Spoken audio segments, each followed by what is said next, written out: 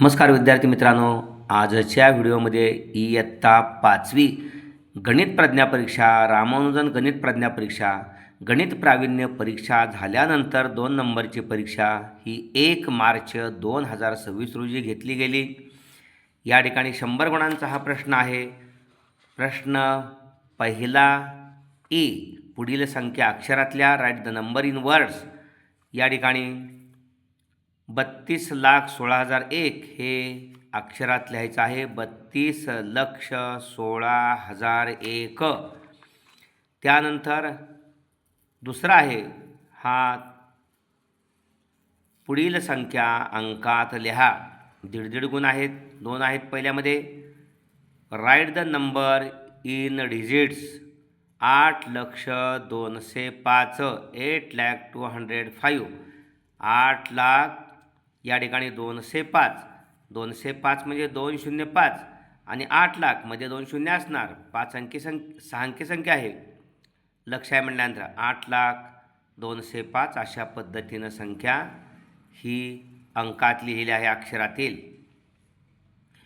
पुढे M M M C X X V ला X X फीने भागा. आलेला भागाकार रोमन अंकातल्या 3 गुणांचा प्रश्न आहे. या ठिकाणी यम यम यम म्हणजे 1000 1000 1000 3 वेळा म्हणजे 3000.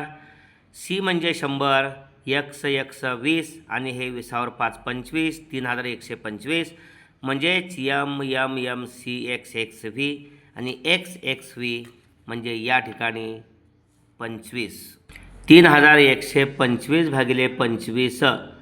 25 एके 25 31साठी 25 एके 25 उरले 6. 62 झाले. 25 50. 62मधनं 50 गेले, उरले 12. पुढे झाले 125. 25 5 सव्वाशे 125 आणि मग 125 म्हणजेच या ठिकाणी C X X V. C म्हणजे या ठिकाणी 100 आणि एक्स एक्स व्ही म्हणजे 25. 125 म्हणजे सी एक्स एक्स व्ही. अशा पद्धतीनं 3 गुण आहेत. ओके. त्यानंतर पुढं एका चौरसाची परिमिती व समभुज त्रिकोणाची परिमिती समान आहे. जर समभुज त्रिकोणाची परिमिती 48 सेमी असेल तर चौरसाचे क्षेत्रफळ काढा. Perimeter of a square and an equilateral triangle is the same. Perimeter of a quadrilateral triangle is 48 centimetre. Then find the area of the square. चौरसाची परिमिती आणि समभुज त्रिकोणाची परिमिती समान आहे. चौरसाची परिमिती 48 आहे. समभुज त्रिकोणाची परिमिती सुद्धा 48 सेमी आहे. या ठिकाणी चौरसाची बाजू मग किती येणार? या ठिकाणी 48 भागिले 4. चारी बाजूंची बेरीज, चारी बाजू समान असतात. 48 भागिले 4 12 सेमी. चौरसाची बाजू 12 सेमी. चौरसाचे क्षेत्रफळ बाजूचा वर्ग 12चा वर्ग 144 चौ सेमी. चौरसाचे क्षेत्रफळ 144 चौ सेमी. ओके. आपल्याला चौरसाचं क्षेत्रफळ विचारलेलं आहे, ते निघालेलं आहे, काढलेलं आहे अशा पद्धतीनं. हा 4 गुणांचा प्रश्न होता. सी 4 गुणांचा, बी 3 गुणांचा 7 आणि ए 3 गुणांचा 10 गुणांचा प्रश्न.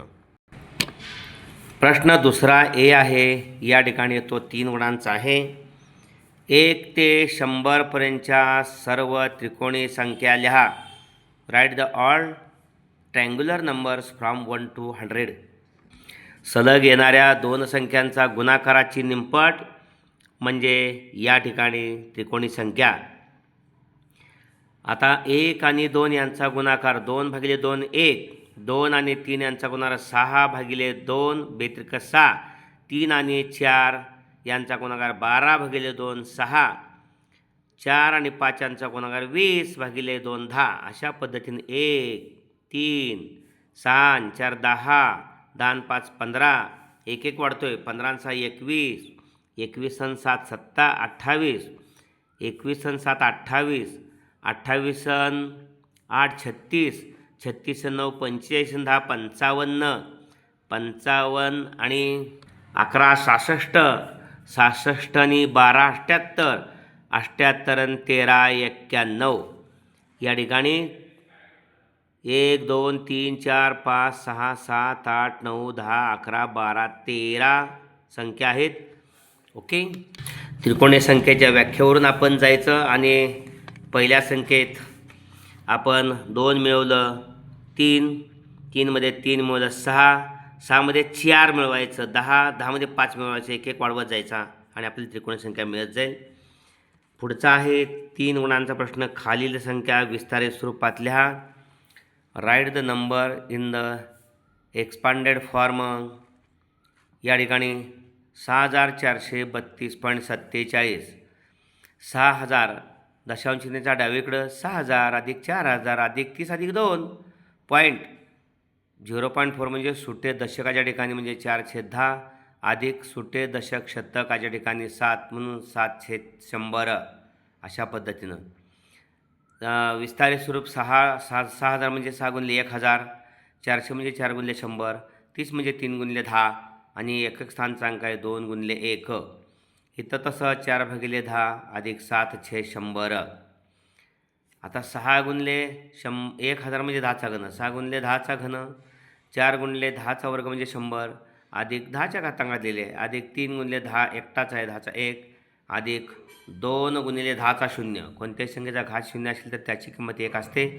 या 1साठी हे 10चा 0 लिहिले अधिक 4 भागिले छेदस्थानचा 10 अधिक 1 आहे घात त्याचा वर आला वजा 1, 7/100, 7/100 छेदस्थानी 10चा वर्ग तो वरती आला वजा 2 होणार. ओके, अशा पद्धतीने 7 गुणिले 10चा वजा 2 अशा पद्धतीनं 3 गुणांचा प्रश्न आहे हा. ए आणि बी 3 गुणांचे झाले. 6 गुण 4 गुणांचा प्रश्न आहे. संपतने 2 बँकेकडून 1 वर्षासाठी दशादशे 11 दराने 40,000 रुपये आणि दसे 12 दराने 36,000 रुपये कर्ज घेतले. वर्षाच्या शेवटी त्याने ती दोन्ही कर्जे व्याजासह बँकेत ठेवली तर त्याने एकूण किती रक्कम भरली? Sampat has been taken 2 loans from 2 banks for 1 year. One of them is Rs 40,000 at the rate of interest 11% and second loan is Rs 36,000 at the rate of the interest 12%. After 1 year, he repaid the both loans. How many rupees paid in the banks? या ठिकाणी सरळ व्याजाचं सूत्र माहिती आहे. मुद्दल गुणिले दर गुणिले कालावधी भागिले 100 म्हणजेच मदक भागिले 100. पहिल्या बँकेसाठी सरळ व्याज आहे या ठिकाणी 40,000 गुणिले 11 भागिले 100 गुणिले 1 वर्षासाठी 40,000. ओके, 11% क 1 ह्या 2 शून्य गेल्या. 400 गुणिले 11, 11 चौक 44 वर 2 शून्य, 4,400 रुपये. दुसऱ्या बँकेसाठी 36,000 रुपये आहे. 11% 12% आहे. एकच वर्ष आहे. ह्या 2 शून्य गेल्या. 12 गुणिले 3 60, 12 शून्य शून्य, 12 संग 72ला, 12 गुणिले 6, 12 संग 72ला 2 हाच्याले 7, 12 त्रिक 36 सन 7 43, 4,320. 4,400 सरळ व्याज आहे पहिल्या बँकेचं. दुसऱ्या बँकेचं 4,320 आहे. साहजिकच या ठिकाणी एकूण भरलेली रक्कम 40,000 अधिक 36,000. पहिल्या बँकेचं कर्ज 40,000 आहे. दुसऱ्या बँकेचं कर्ज या ठिकाणी 36,000 आहे. एकूण 76,000 बेरीज झाली. आणि व्याज जे आहे पहिल्या बँकेचं 4,400, दुसऱ्या बँकेचं 4,320. ह्या दोघांची बेरीज झाली 8,720. 76,000 हे मुद्दल आहे अधिक 8,720 ह्या दोघांची बेरीज हे 20. तसंच तिसरा अंक 0 आणि 7 7 आणि या ठिकाणी 76 आणि 8 84, 84,720. ओके, 84,720 रुपये भरावे लागतील संपतला. त्यानंतर प्रश्न तिसरा आहे 3 गुणांचा. 5.3/4 तासांचे सेकंदात रूपांतर करा. Convert 3/4 hour into seconds. मिनिटे गुणिले सेकंद.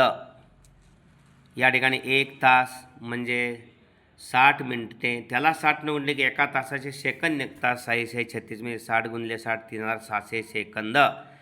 5 तासाचे 5 तास गुणले 3600. एका तासाचे 3600, 5 तासाचे 36 गुणले 5, 5 सक 30ला 0 ह्याच्या आले 3, 5 सक 15 18 आणि ह्या 2 शून्य 18,000 सेकंद झाले. 5 तासाचे 18,000 सेकंद. 3/4 तास म्हणजे 3/4 गुणिले सेकंद, एका तासाचे सेकंद आहेत 3,600. तर 3/4 तासाचे 4 न 36ला 4 9 36 आणि ह्या 200 म्हणजे 900 येणार इथं. ओके. 900 गुणिले 3 2700. 3600 भागिले 4 900. 900 गुणिले 3 2700 सेकंद होणार 700 सेकंद. एकूण सेकंद हे 18,000 5 तासाचे आणि हे 3/4 तासाचे 2700. दोघांची बेरीज हे शून्य तसंच 27 या ठिकाणी पहा 2 शून्य तशाच. तिसरं 7 आणि तिसरं इथं 0 7 आणि 18 आणि 2 20,700 सेकंद झाले. ओके. अशा पद्धतीने प्रत्येक पर्यायाला एक गुण आहे पहा 20,700 सेकंद. ओके. पहिल्या पर्यायाला एक गुण आहे, दुसऱ्या आणि तिसऱ्या पर्यायाला अर्धा अर्धा एक झाला आणि हा तिसरा 3. त्यानंतर प्रश्न तिसऱ्यातला बी सुनीलचे वय अनिलच्या वयाच्या दुप्पट असून मुकेशच्या वयाच्या निमपट आहे. जर तिघांच्या वयांची सरासरी 14 वर्ष असेल तर तिघांची वये काढा. Age of the Sunil is twice the age of Anil and half of the Mukesh age. If the average age of the Anil, Sunil and Mukesh is 30 years, then find their age. अनिलचे आजचे वय 100 वर्ष मानू, सुनीलचे वय त्याच्या दुप्पट आहे, बरोबर आहे, आणि सुनीलच्या वयाच्या दुप्पट मुकेशचं म्हणजे 4x आहे. सुनीलचे वय अनिलच्या वयाच्या दुप्पट, सुनीलचे वय अनिलच्या वयाच्या दुप्पट, सुनीलचे वय अनिलच्या वयाच्या दुप्पट, मग अनिलचंच मानायचे x, मग सुनीलचं 2x. मुकेशच्या वयाच्या निमपट आहे, मुकेशच्या वयाच्या निमपट, मुकेशच्या वयाच्या निमपट म्हणजे सुनीलचं वय मुकेशच्या वयाची निमपट आहे. म्हणजे सर सुनीलचं 2x असेल तर त्याच्या दुप्पट नक्कीच 4x मुकेशचे वय असणार आहे. ओके.